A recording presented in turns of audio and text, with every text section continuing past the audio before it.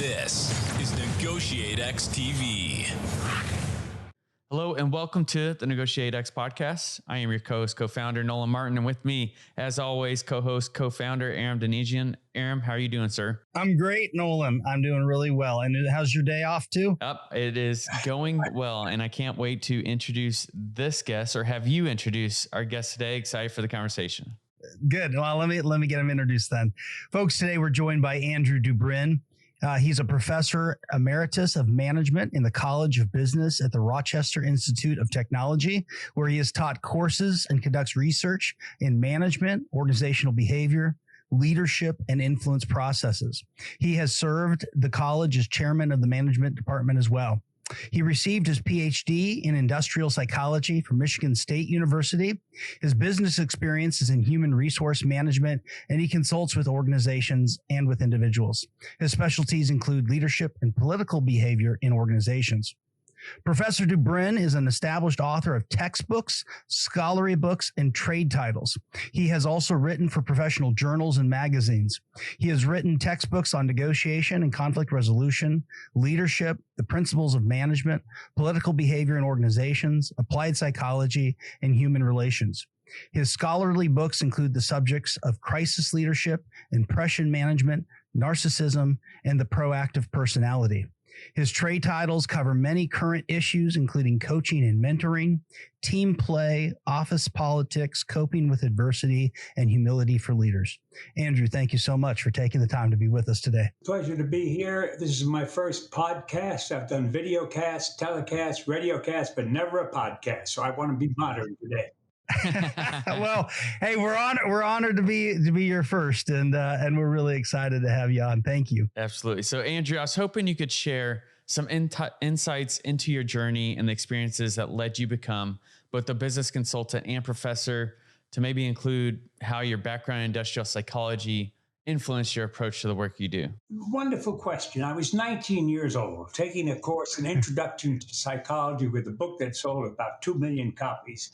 And I said to my professor, who was in New York City, very direct person, of course, being from New Yorker, I said, this looks great, but how could you make a living at it? She said, Andrew, you should become an industrial psychologist. Thank you, Professor Stout. And then I went on a straight line path, except one thing. I noticed that I wanted to learn more about the human aspect of psychology, because industrial psychology, a lot of it just tends to be a lot of statistics and analytical work. And I minored in clinical psychology, and the United States Army, and I'll thank them forever, gave me the opportunity to be a clinical psychology officer. And I was young at the time, 25. It was a great opportunity. It was like an internship. And they gave me a mentor, a civilian psychologist. And so with my graduate work combined with my Army clinical psychology experience, I was all set to become a consultant and work in industry. And that's how that's how I got started. And the question you asked, how has my background in industrial psychology helped me, or how? Well, one thing I did a lot of was interviewing people for the selection aspect. I at one time estimated maybe I had done 1,500 selection interviews, and you learn so much talking to people. You get a lot of good insights, and what I think my background in industrial psychology was helpful, and it put the emphasis on evidence, on looking at data, rather than saying wild things like so many leadership and negotiation experts. They just say wild things, and without any particular, not based on any research. Or another very important part, psychology is helpful in sensitizing you to the importance of getting insight into people in every situation, understanding, like in negotiation, obviously, having insight into people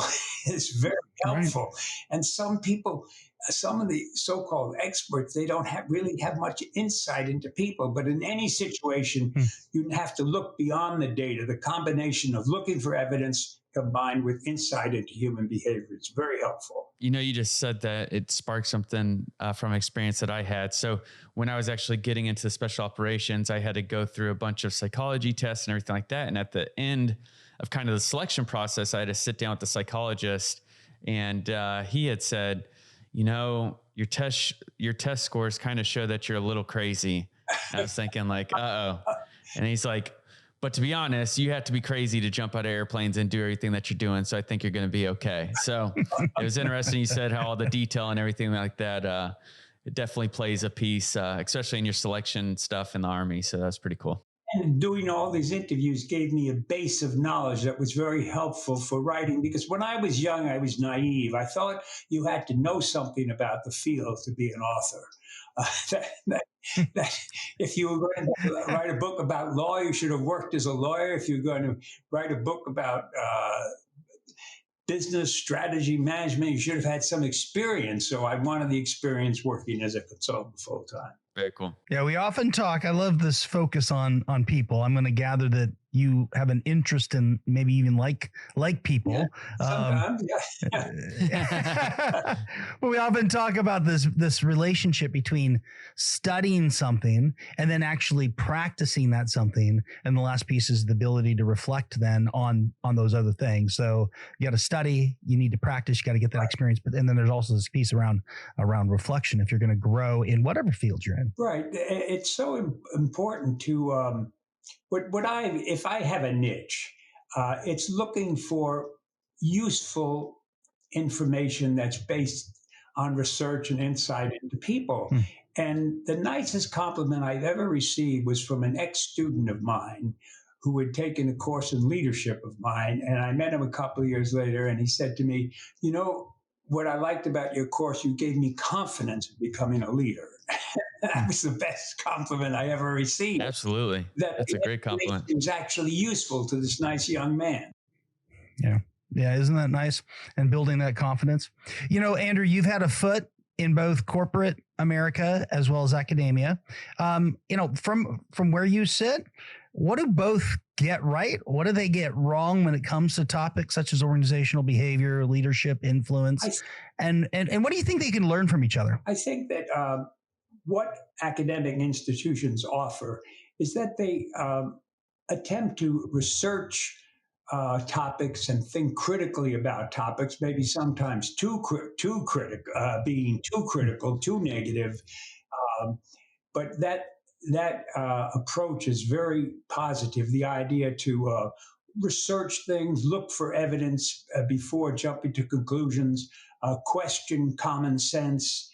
And I think, the CEOs I've met, and also middle managers, I've been so impressed with how professional they are and how they carefully weigh evidence before making a decision. They're very objective people. That's why I've often thought that a CEO would make a good president of the United States, someone who had CEO experience, because you're accustomed to looking at different sides of an issue and coming to a balanced decision. So I think that business people and academics are very good in the sense of weighing evidence and before making a decision. In your opinion, what are the most critical principles of effective leadership, and how have these evolved over the years, perhaps affected by changing trends and challenges in management? Some of the most important principles of leadership, and I gave careful thought to that because it's just hundreds of possible principles, but just to start out at a macro level, think strategically and have good human relation skills. That, in other words, a leader, whether you're a team leader of a softball team or a middle manager or a CEO, people look to you for advice and guidance. And that's very important. I don't think that's ever changed, that the leader, despite the emphasis on servant leadership and excessive collaboration, still you look up to a leader as someone who has some ideas to point you in the right direction. whatever type of organizational unit it is. That's a very important principle. Another very important principle of leadership, of course, there are hundreds of principles of leadership, is listening to people, listening to people, getting their ideas, collaborating with people, and also one study showed that when most people want in a leader that they don't get enough of is guidance, feedback and guidance. Right. Here's what I see. Here's where you could improve. Very helpful for a leader to be a friendly coach. It's a very important principle of leadership. I love the two that I love these two that you settled on. I mean, Nolan, I think we could say from our own military experience, these two things. One, the ability to look strategically or operationally, big picture, where are we going? Got to provide that for the unit I'm leading. And then also this very tactical piece, which is connection with our people. And we do that through development. We do that through feedback. And it's really easy to sit here and say, hey, those are, I mean, and I love that like you said, there's hundreds, you suss these two out. Easy to say them, hard to do them. Right. And one of my favorite themes is looking at the big picture without forgetting the details.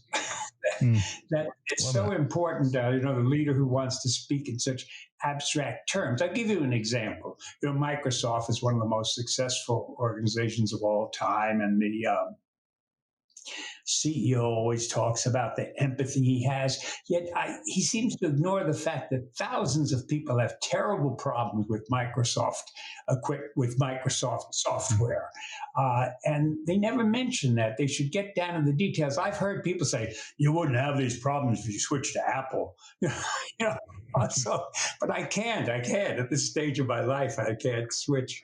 But in other words, they're low, including I'm having a problem today with Microsoft 365 that made me think of it, that you listen to the CEO and they talk about we're changing the world, we're focusing on inclusion and diversity. But what about making your software as easy as it was to use 2 decades ago and a decade ago? So that's what I mean, that finding the balance between painting a beautiful vision and also working on the details that people down the organization have to live with. Yeah, that's a lot of balance. You've looked at political behaviors within organizations, and actually you've looked at this quite a bit. Can I ask you how you define and help others navigate the complexities of political behavior in the workplace? And what have you seen as the tangible sort of return on investment when companies successfully take your or apply your advice? I think from a company standpoint, successful political behavior, getting the right amount of power that you need, knowing not to insult your enemies, not to insult the people you have to work with as well as insulting enemies. That's very important because the organization will work more smoothly when you're politically sensitive and aware of building alliances, not offending people. But the biggest payoff from an understanding of political behavior is to the individual, helping you get along better with colleagues, and equally important, getting along with people up for higher up in the organization.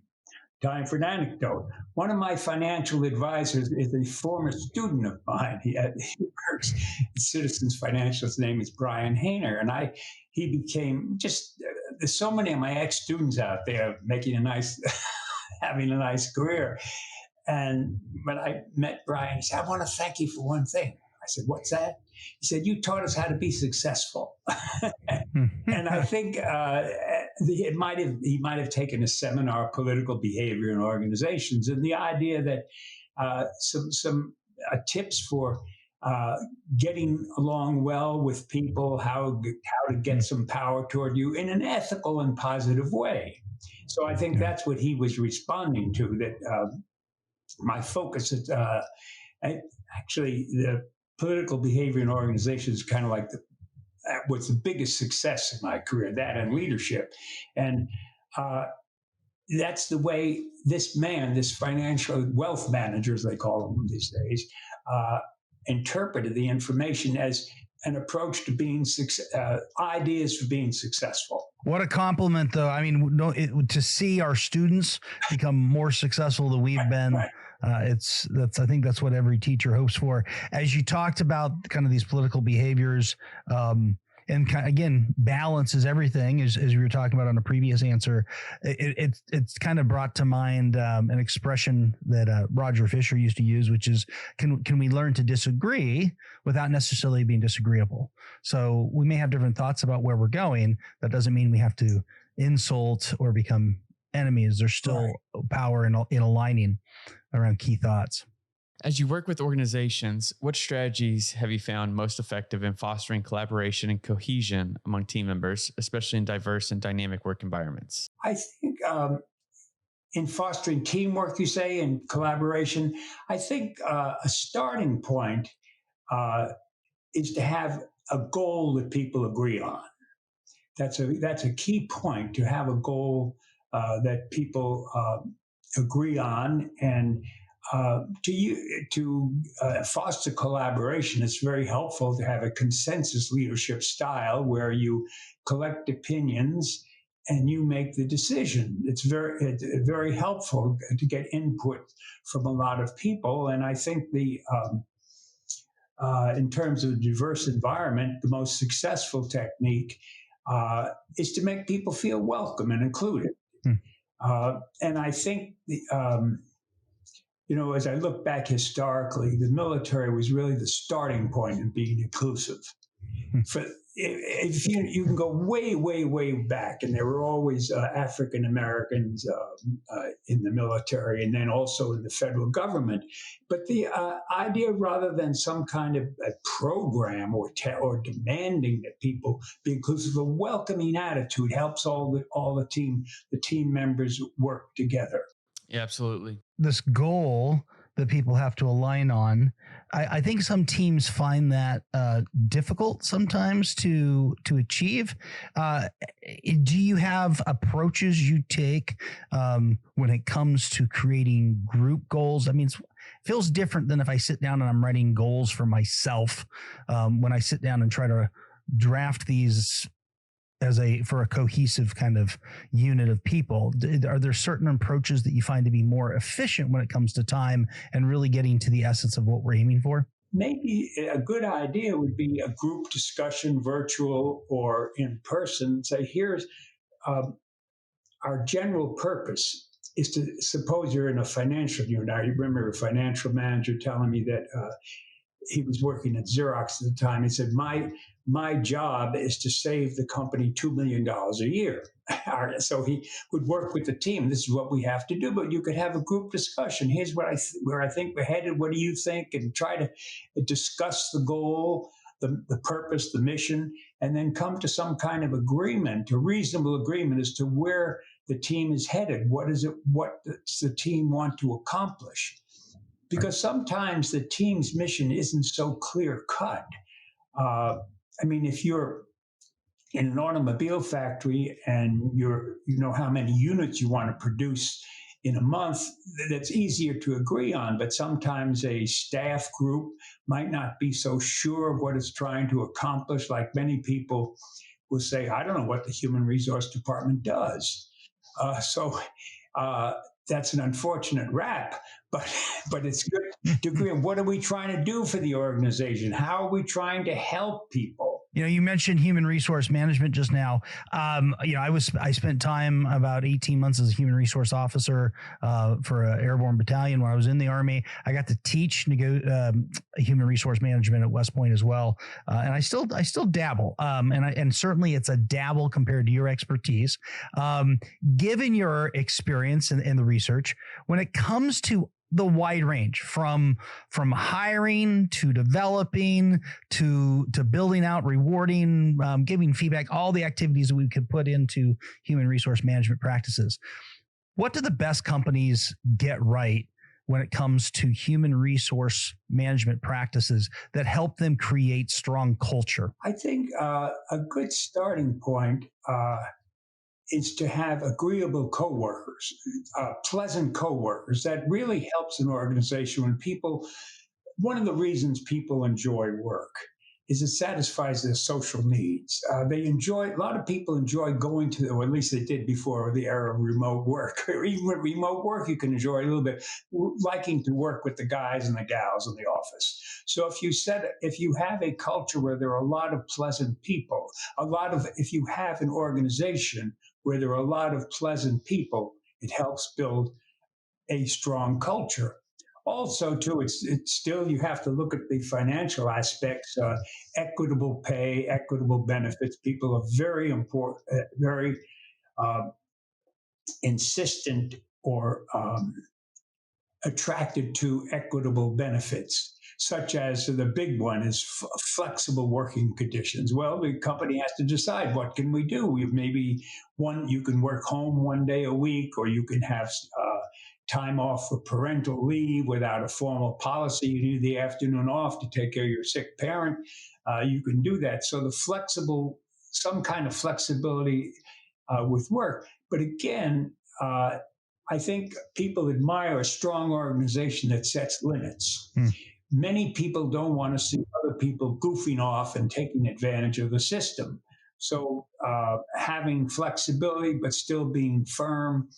But the benefits, flexible working hours, likable coworkers, all very important in terms of building a strong culture. Yeah, and those things you're mentioning are levers for managers to pull and adjust. I was reading that conflict comes in for many teams and businesses: task conflict, process conflict, and relational conflict.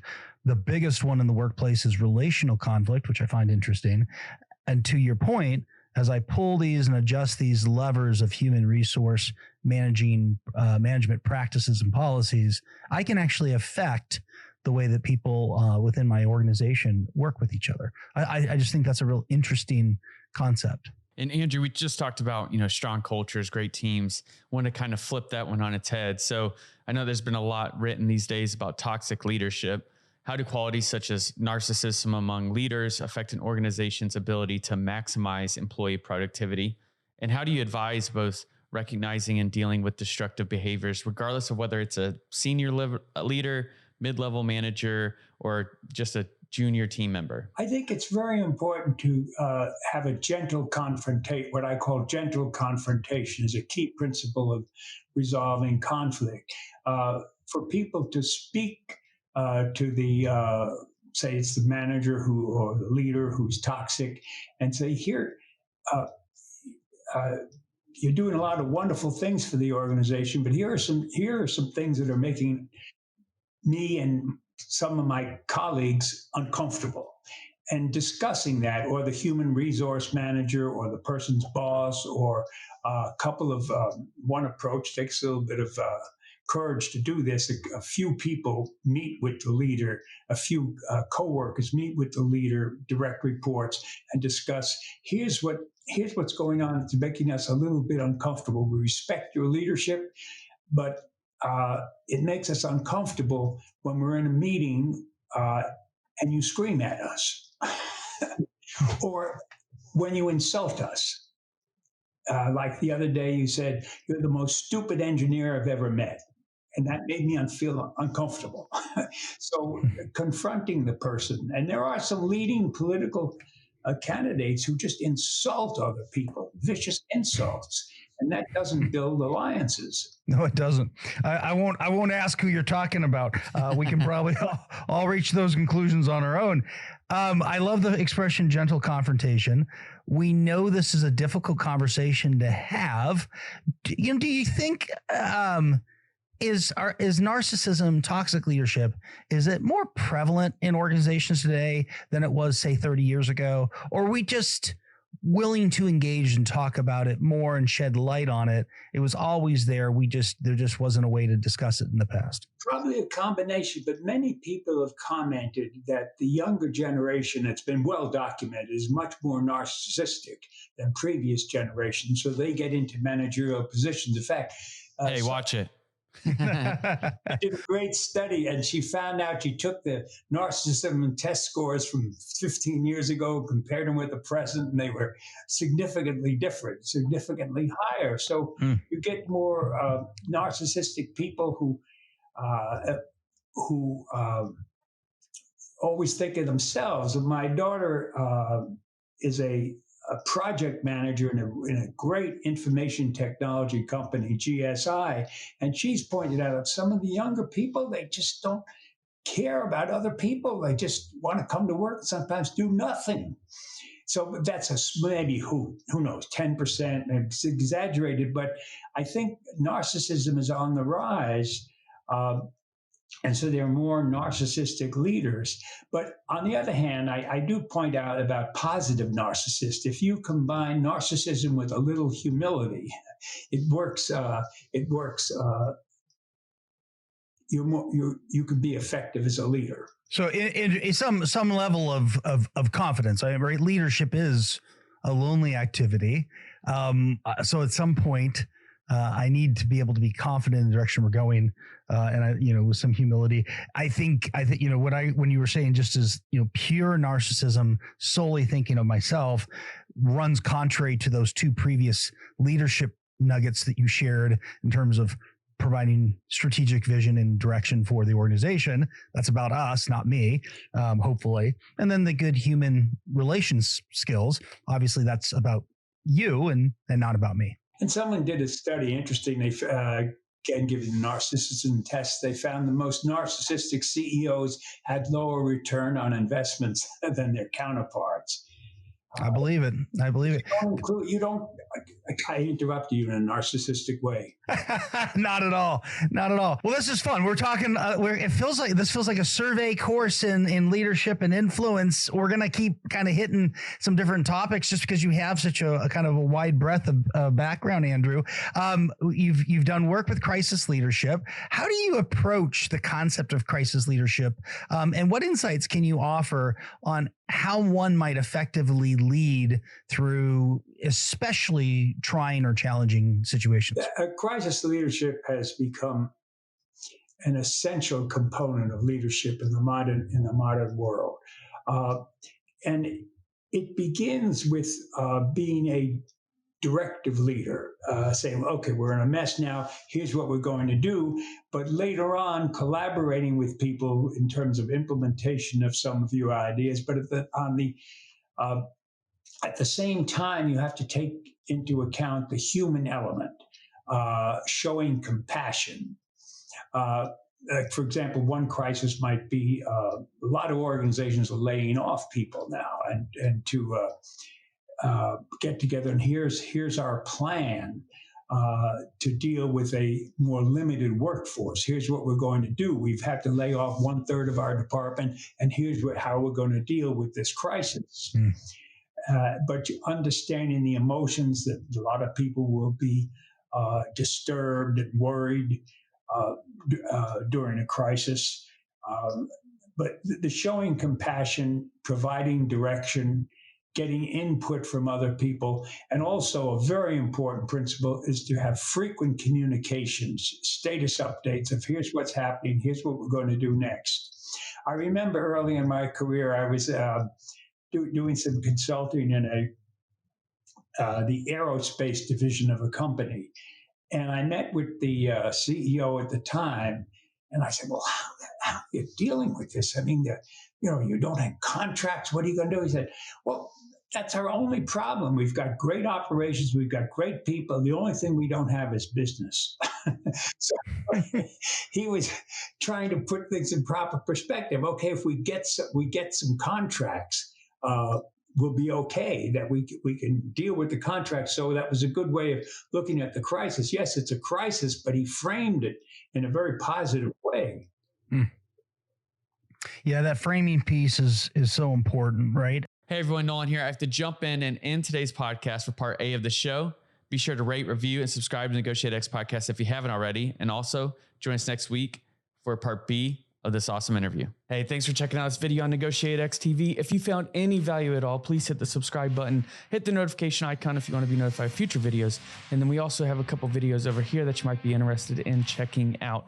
If you and your small business, your team are looking to get negotiations or leadership training, then you can head over to NEGOTIATEx.com and learn more about the coaching services we offer. Thanks, and I'll see you over in the next video.